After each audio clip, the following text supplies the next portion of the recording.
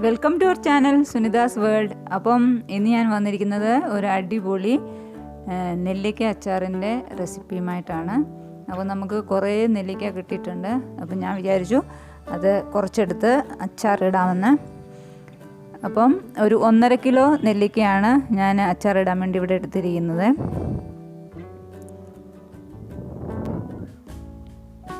അപ്പം നല്ല ഒരു മീഡിയം സൈസുള്ള നെല്ലിക്കയാണ് എനിക്കിവിടെ കിട്ടിയത്. അപ്പോൾ ആദ്യം തന്നെ നമ്മൾ നെല്ലിക്ക നന്നായിട്ട് കഴുകിയെടുക്കുക. കഴുകിയെടുത്തതിന് ശേഷം ഞാനിവിടെ ആവിയിൽ വെച്ചാണത് വേവിച്ചെടുക്കുന്നത്. അപ്പം ഒരു സ്റ്റീമറോ ഇതുപോലുള്ള ഒരു പാത്രത്തിൽ, ഇഡ്ഡലി പാത്രത്തിലോട്ട് ഇട്ട് നന്നായിട്ടൊന്ന് ആവി കയറ്റുക. അപ്പോൾ നമ്മളിതൊന്ന് വരഞ്ഞു വെക്കുകയാണെങ്കിൽ വളരെ പെട്ടെന്ന് തന്നെ ഇത് വിട്ട് കിട്ടും. ഒരു ആവി കയറുമ്പോഴത്തേക്ക് ഇത് നന്നായിട്ട് ഇതിൻ്റെ എന്താ പറയുന്നത്, നെല്ലിക്കയൊക്കെ വിടർന്ന് വേറെ വേറെ ആയിട്ട് നമുക്ക് കിട്ടും. അപ്പോൾ അങ്ങനെ അല്ലെങ്കിലും സാരമില്ല. ഇപ്പം നന്നായിട്ടൊന്ന് ആവി കയറണം. അപ്പോൾ നമുക്ക് പാത്രം അടച്ചു വെച്ച് കൊടുക്കാം.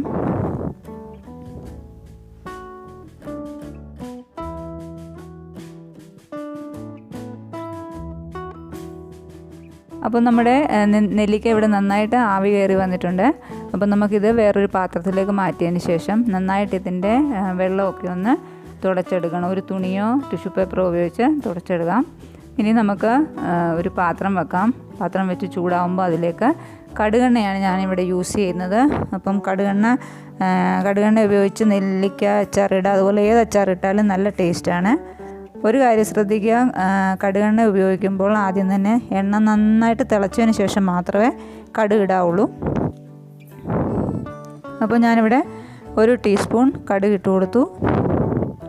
പിന്നെ ഇതിലേക്ക് ഒരു വലിയ കഷ്ണം ഇഞ്ചി വേണം. അതുപോലെ ഒരു 3 കുടം വെളുത്തുള്ളി പൊളിച്ചതെടുത്തിട്ടുണ്ട്.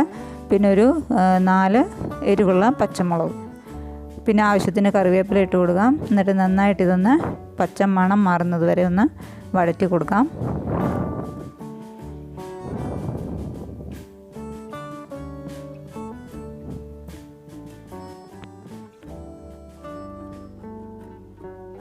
അപ്പോൾ ഇതിവിടെ ഗോൾഡൻ ബ്രൗൺ നിറമായിട്ട് വന്നിട്ടുണ്ട്. നമുക്കിതിലേക്ക് ഇനി മുളക് പൊടി ചേർത്ത് കൊടുക്കാം. ഞാനിവിടെ ചതച്ച മുളകാണ് എടുക്കുന്നത്.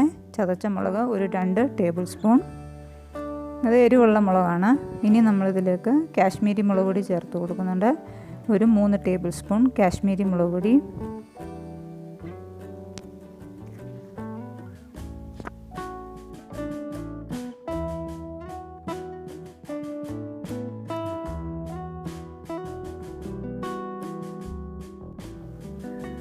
ഒരു ടീസ്പൂൺ മഞ്ഞൾപ്പൊടി.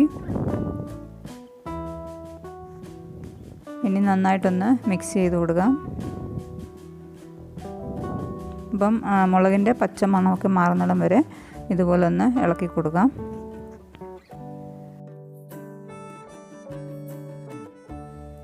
ഇനി നമുക്കിതിലേക്ക് ആവശ്യത്തിന് വിനാഗിരി ചേർത്ത് കൊടുക്കണം. അപ്പോൾ ഞാനിവിടെ ഈ കാണുന്ന മെഷറിംഗ് കപ്പിൽ 1 കപ്പ് വിനാഗിരിയാണ് ചേർത്ത് കൊടുക്കുന്നത്. അപ്പം പുളി നിങ്ങൾക്ക് ആവശ്യത്തിനനുസരിച്ച് ചേർത്ത് കൊടുക്കുക.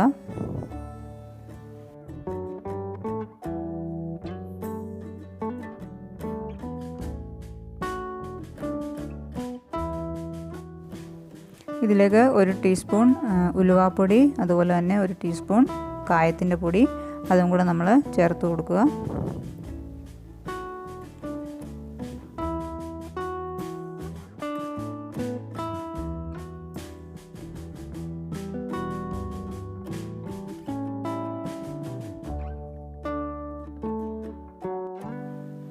ഇനി നമ്മൾ ഈ ഗ്രേവിയിലേക്ക് ആവശ്യത്തിന് ഉപ്പ് ചേർത്ത് കൊടുക്കുക. അപ്പം നമ്മൾ നെല്ലിക്കയ്ക്ക് ഒട്ടും തന്നെ ഉപ്പ് ചേർത്തിട്ടില്ല.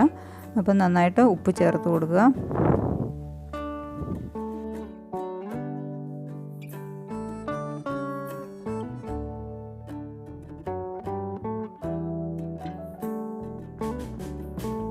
ൊക്കെ തിളച്ച് വന്നിട്ടുണ്ട്. ഇതിലേക്ക് നമുക്കിനി കട്ട് ചെയ്ത് വെച്ചിരിക്കുന്ന നെല്ലിക്ക ചേർത്ത് കൊടുക്കാം.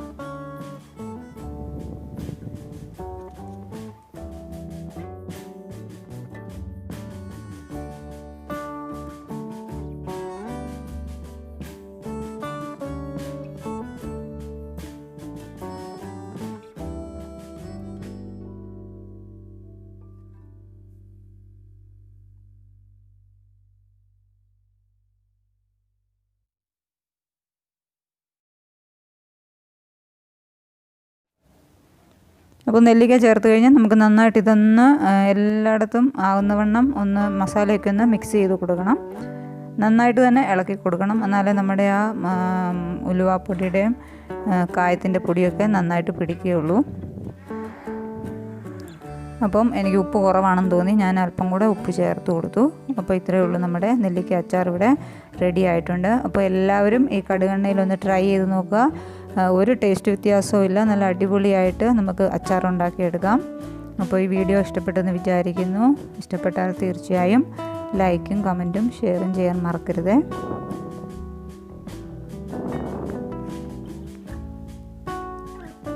വേറൊരു വീഡിയോയുമായി വരാം. Bye bye.